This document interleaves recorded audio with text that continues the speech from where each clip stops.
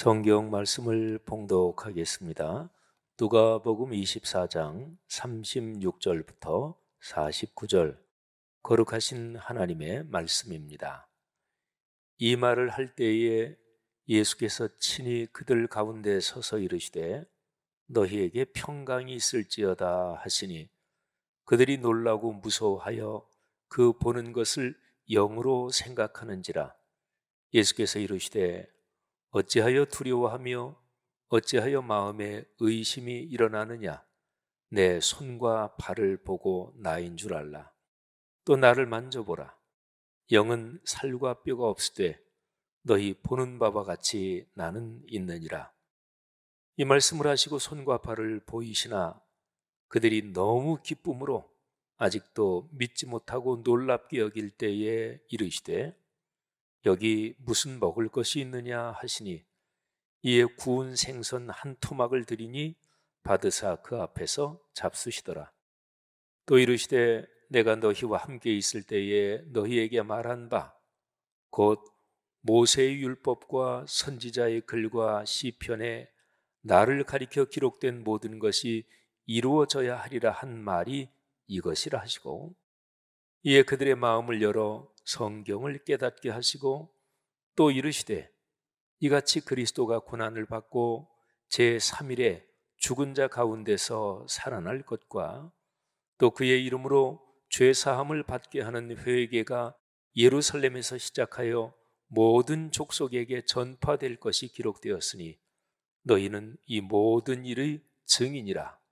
볼지어다 내가 내 아버지께서 약속하신 것을 너희에게 보내리니 너희는 위로부터 능력으로 입혀질 때까지 이 성에 머물라 하시니라. 아멘. 예수님께서 2000년 전에 역사의 한가운데서 부활하셨습니다.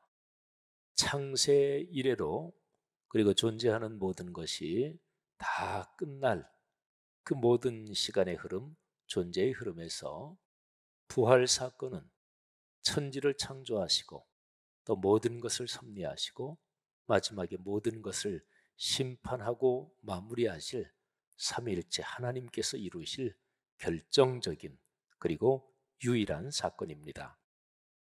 예수 그리스도께서 이 땅에서 3년 동안 말씀을 가르치시며 또 말씀을 가르치시기 전에 그분이 그렇게 행동하시고 그리고 마지막에는 십자가를 지심으로써 삶과 말씀이 한데 어우러지는 위대한 가르침을 주셨습니다. 예수님께서 3년 동안 가르치신 모든 말씀 가운데서 핵심이 십자가 사건입니다. 3년의 공적인 활동 중에서 거의 제일 막바지, 그러니까 한 2달, 3달 전, 길게 잡아도 짧게 잡으면 한 달 전, 그때 예수님께서 십자가 사건을 말씀해 주셨습니다. 그러니까 3년의 공적 활동에서 가장 중요한 예수 그리스도께서 이 땅에 오신 그 목적, 그 심장, 그거는 감추인 채로 말씀을 안 하시다가 맨 마지막 부분에 말씀해 주셨죠. 그러니까 십자가의 죽음과 부활, 이거는 예수님의 가르침에서 심장입니다. 그러면 부활의 사건은 예수님께서 가르쳐 주신 그 말씀의 약속대로 일어난 사건입니다. 그러니까 부활, 말씀, 이 둘은 뗄 수 없이 아주 깊이 연관되죠. 우리 그리스도인들에게 예수님께서 미리 말씀하신 대로 부활하셨다. 그러니까 말씀과 부활, 이 연결은 신앙인에게 아주 익숙하지요.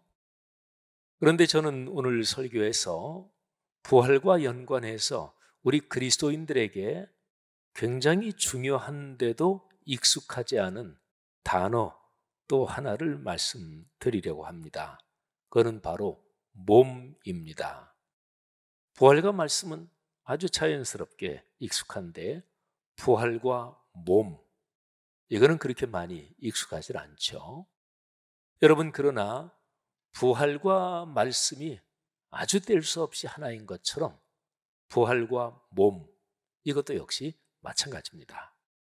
자, 누가복음 24장 오늘 설교의 성경 본문을 보십시오. 예루살렘에 제자들이 모여 있는데 부활하신 예수님이 그들 가운데 갑자기 나타나셨습니다.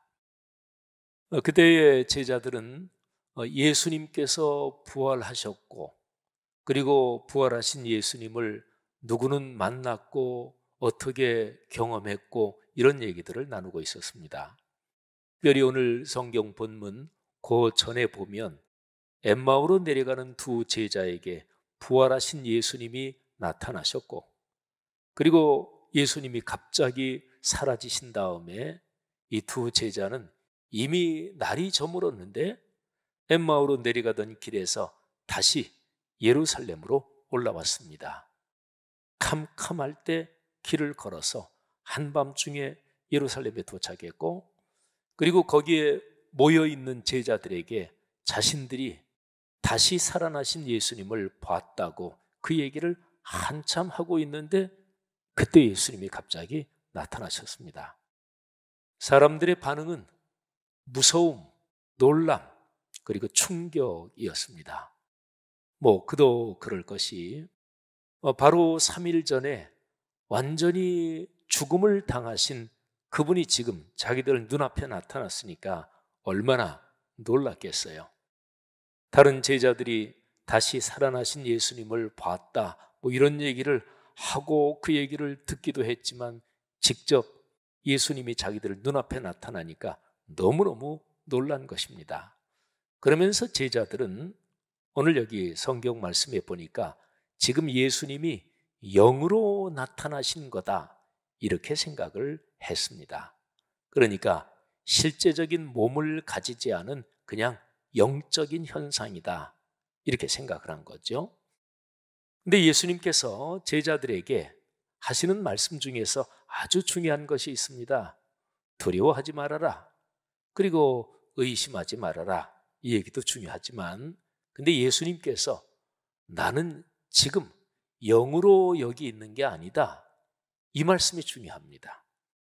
오늘 누가복음 24장 36절부터 쭉 이어지는 내용에서는 그게 중심 내용입니다. 예수님은 당신의 손과 발을 보여주시면서 봐라, 내가 몸을 가지고 너희 앞에 있다, 나를 만져봐라.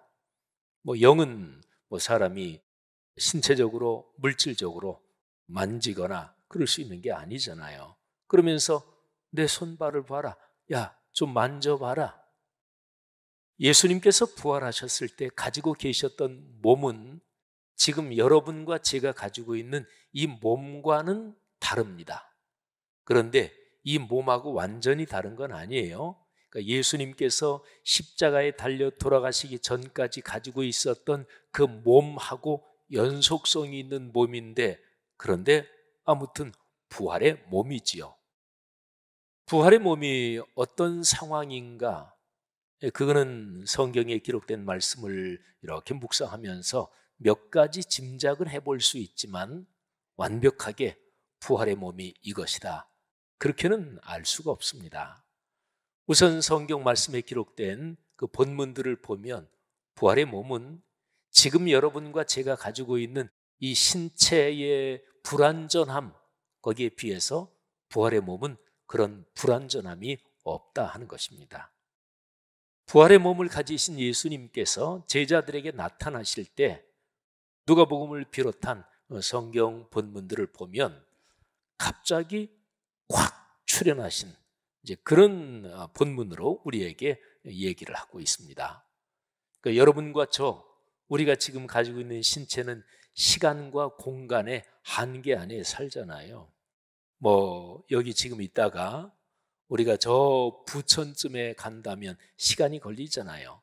그런데 부활의 몸은 그냥 순간 이동하듯이, 말하자면 시간과 공간의 제약을 받지 않는다, 이렇게 이 성경 말씀에서 미루어 짐작을 할 수가 있습니다. 그리고 신체적으로 질병에 걸리고 또 신체가 어디에 다치기도 하고, 그런데 그런 신체의 한계에 예속되지 않는 그게 부활의 몸이다 하고 묵상할 수가 있습니다. 아무튼요, 예수님께서 내 손, 발 봐라. 영은 살과 뼈가 없지 않느냐? 난 지금 멀쩡하게 살과 뼈가 있는 몸이다. 이렇게 말씀을 하시는 거예요. 제자들이 기뻐하지요. 그런데 너무 기뻐하기는 하지만 그래도 아직 믿지 못합니다. 예수님께서 당신 자신이 영이 아니라 몸을 가지고 있다. 이거를 증명을 하십니다. 얘들아, 어디 좀 너희 지금 먹을 것 좀 없느냐? 그랬더니 구운 생선 한 토막을 누가 드렸어요. 예수님께서 구운 생선 그 제자들이 보는 앞에서 받아서 거기에서 잡수셨습니다. 여러분, 이거는 참으로 중요합니다. 그러니까 우리가 부활의 메시지 그리고 부활 사건을 묵상할 때 몸, 이거는 사실은 성경 본문에서 결정적이고 핵심적인 것인데 우리 기독교 역사에서 여기에 대한 묵상이 그렇게 충분치 않았습니다. 여러분, 예수님께서 그렇게 생선 한 토막을 잡수시기까지 하면서 내가 몸을 갖고 있다 이렇게 이제 증명을 하시고서 그 다음에 이제 이런 말씀을 하세요. 내가 너희와 함께 있을 때, 그러니까 십자가에 못 박혀 죽기 전에 내가 너희에게 성경 말씀을 가르치지 않았느냐? 모세 율법과 선지자의 글과 시편의 이 세 가지 표현은 그 당시의 성경, 그러니까 오늘날 우리가 가지고 있는 구약 성경을 가리키는 전형적인 표현입니다. 모세 율법, 선지자의 글, 시편. 그러니까 성경에 나에 대해서 기록된 그 모든 것을 내가 십자가에 못 박히기 전에 너희들에게 가르치지 않았느냐? 그 가르친 말씀이 다 이루어져야 한다고 내가 얘기했는데 그게 바로 이것이다. 여러분, 여기 44절 말씀에 성경에 써 있는 모든 것, 내가 가르친 그 모든 것이 이루어질 것이다 그랬는데 그 이루어진다고 하는 것이 곧 이것이다. 여러분, 이것, 오늘 성경에 기록된 이 44절의 말씀, 이 표현은 무엇을 가리키는 것일까요? 바로 그 전까지 제자들이 영인 줄 알고 무서워하기도 하고 충격도 받고 그랬는데 나 영이 아니고 몸이다. 손발 봐라. 나는 살과 뼈가 있다. 그리고 생선 한 토막을 잡수시기까지 하셨어요. 그리고서 바로 이어지는 말씀이 이거예요. 성경 말씀 이루어져야 한다고 얘기했는데 그게 바로 이것이다. 이거는 사실은 핵심적으로 몸을 가리키는 것입니다. 부활 사건 그 자체를 가리키기도 하지만 몸으로 부활한다. 이 몸을 정확하게 가리키면서 그 말씀이 바로 이것이다. 이렇게 얘기하는 것이지요. 그러면서 그들의 마음을 열어 성경을 깨닫게 하십니다. 여러분, 성경을 깨닫게 하셨다. 이거를 오늘 제가 드리는 설교 말씀 부활과 몸, 이거하고 연관해서 좀 말씀을 드리면 여러분, 부활하시는 사건은 몸하고 연관됩니다. 몸하고 연관되지 않은 그런 부활을 누가 얘기한다면 그거는 성경에서 말하는 부활이 아닙니다. 그거는 잘못된 얘기입니다. 그러니까 예수 그리스도의 부활은 몸의 부활이고요. 그래서 몸과 연관됩니다. 여러분과 제가 가지고 있는 몸을 한번 생각해 보세요. 우리 사람은 누구나 다 신체를 가지고 살고 그래서 이 신체의 한계도 있고 그리고 신체와 연관된 모든 상황에서 살잖아요. 몸과 연관된 상황에서 살죠.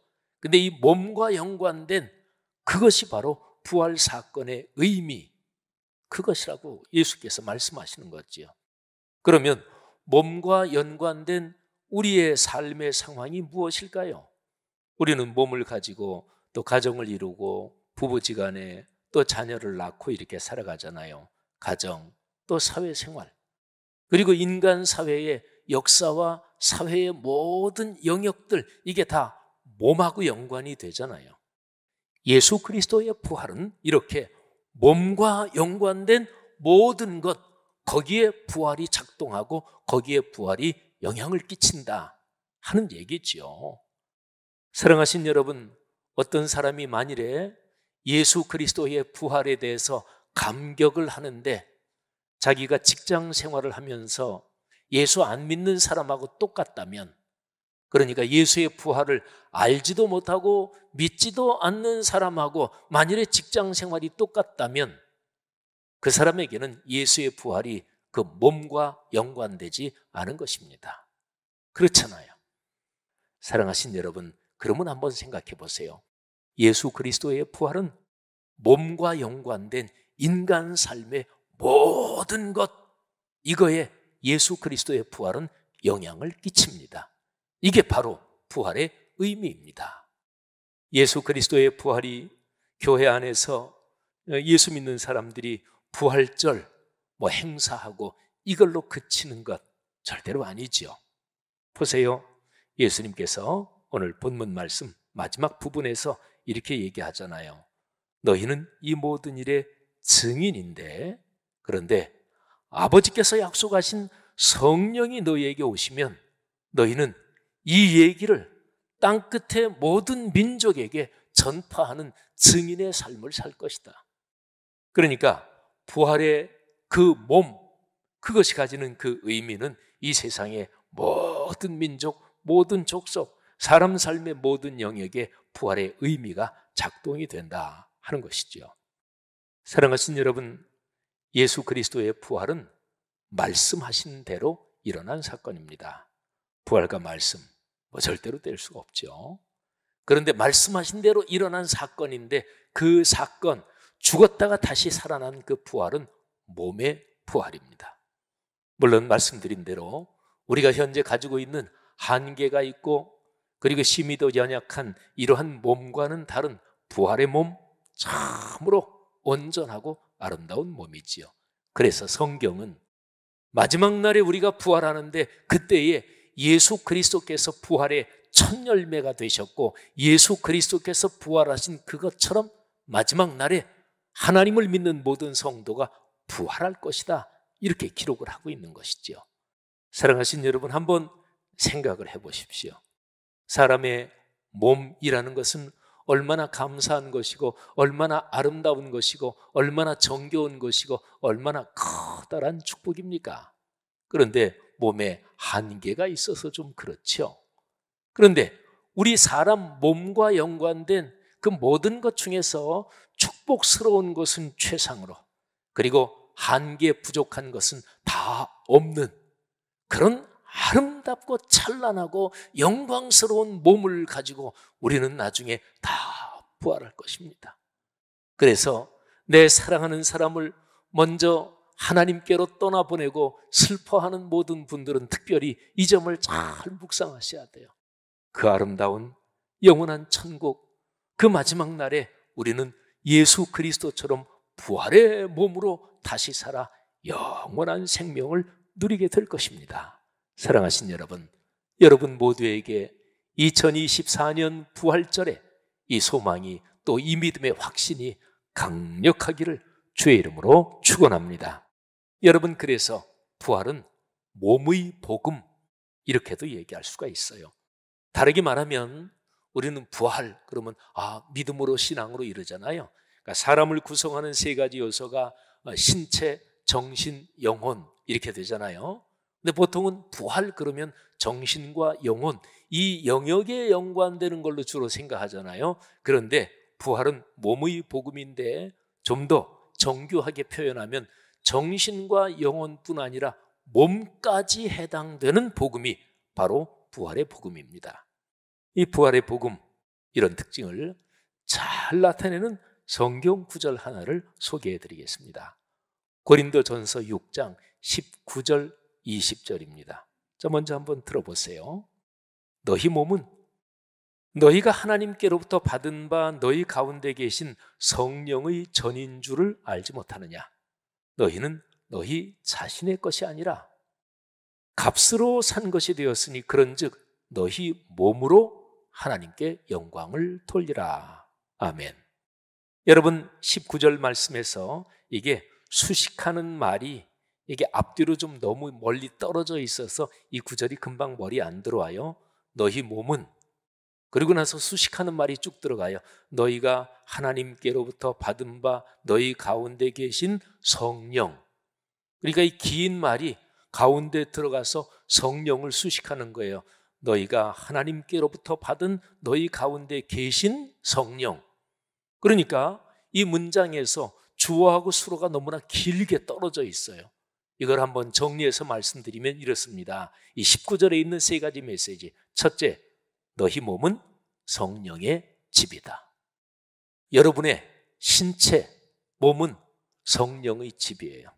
하나님께서 사시는 집이라니까요. 뭐가? 우리의 몸이, 내 신체가, 내 손발 이 육신과 연관된 이런 상황에 하나님의 성령께서 계시다. 얼마나 놀라운 메시지입니까? 너희 몸은 성령의 집이다. 그 다음에 두 번째는 아까 중간에 들어간 수식어, 너희 안에 계신 성령님은 하나님께서 너희에게 주신 것이다. 그 다음에 세 번째, 그래서 너희는 너희 자신 것이 아니다. 여러분이나 저나 내 인생은 내 거지 뭐. 내 몸 더군다나 아이고 내 거지 누구 거겠어요? 그런데 오늘 여기 고린도전서 6장 19절에서는 너희 몸을 비롯해서 너희 정신과 영혼, 너희 전체가 너희 것이 아니다. 하나님의 것이라는 거예요. 그래서 20절에서 값으로 산 것이 되었다. 하나님께서 값을 치르고 당신이 사셨어요. 그러니까 여러분과 저는 우리 자신의 거가 아니라 하나님의 소유입니다. 이 사실로 인해서 하나님을 찬양할 수 있기를 바랍니다. 깨달음이 있기를 주의 이름으로 축복합니다. 하나님의 것이니까 사람은 자기 거를 보호하잖아요. 하나님이 보호하시는 거예요. 내 몸, 내 삶, 내 거지요. 하나님의 거라고 하나님과 연관시킨다 그래도 내 건데요? 이게 아직 깨달음이 없어서 그런 거지요.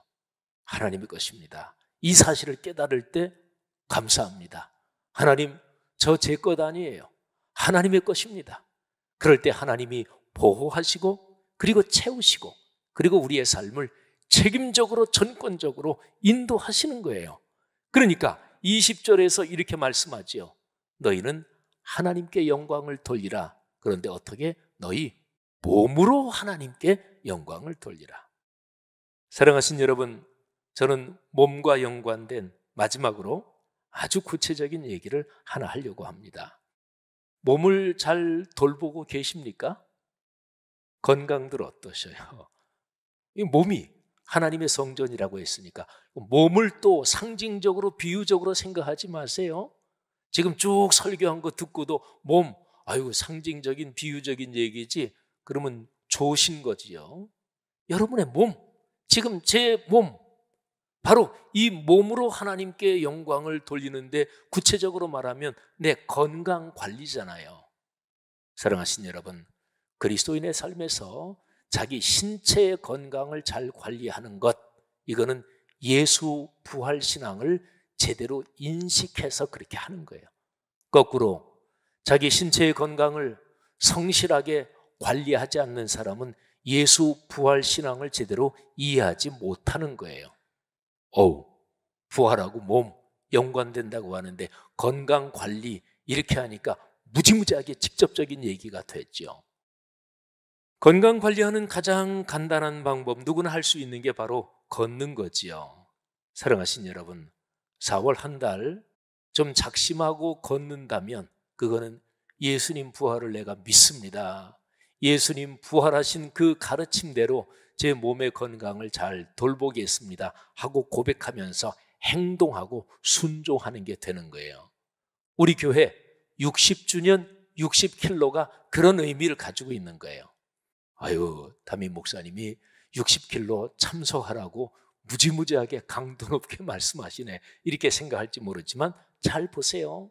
저는 오늘 설교에서 2000년 전에 예수 그리스도께서 부활하신 그 사건을 부활과 말씀 그리고 특별히 부활과 몸과 연관시켜서 쭉 말씀을 드렸고, 이 설교의 마지막에 여러분 건강 관리하셔야 됩니다.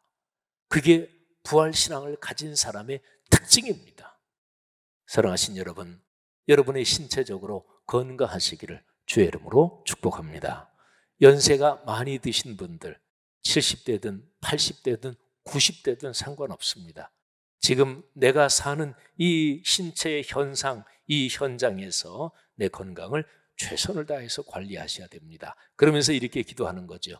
주님, 부활 신앙에 순종하면서 제 건강 관리합니다. 특별히 우리 교회에서 60주년을 기념해서 60주년 60킬로 하나님 여기 성도들이 같이 동참하면서 하나님의 부활 신앙을 다시 한번 확신합니다. 여러분, 여러분의 직장, 또 여러분의 사업, 그리고 여러분의 아들, 딸, 손자, 손녀 모든 걸 한번 생각해 보세요. 그게 다 몸하고 연관된 직접적인 현장이잖아요. 부활의 신앙 고백은 바로 그런 한가운데서 작동하는 것이죠. 여러분 모두에게 그런 주의 은혜 넉넉하시기를 주님의 이름으로 축원합니다.